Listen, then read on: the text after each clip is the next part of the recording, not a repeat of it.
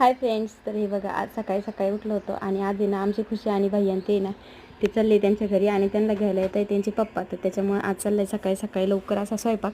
तर स्वयंपाकामध्ये मेनू आहे आज बटाट्याची चटणी, आमरस आणि पुरी.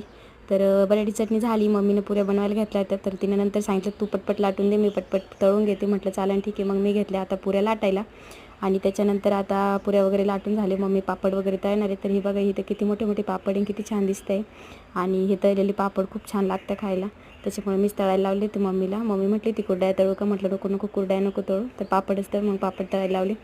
त्याच्यानंतर पापड वगैरे तळून घेतले मी, सगळ्या पुऱ्या इथे लाटून घेतल्या. आणि त्याच्यानंतर मग हे बघा असा आमचा मेनू प्लेट तयार झालेला आहे. तर मेनूमध्ये आहे आमरस, पापड, पुरी, पकोडे, बटाट्याची चटणी, राईस आणि मिरची. तर असा काहीसा मेनू आज आम्ही बनवला होता. तर ज्यांना ज्यांना आमरस आवडतं त्यांनी या जेवायला पटकन. फायनली आता दाजी आले आणि त्यांनी ते हे आणलं, मठ्ठा आणलेला आहे प्यायला सगळ्यांना पंखून त्यांना.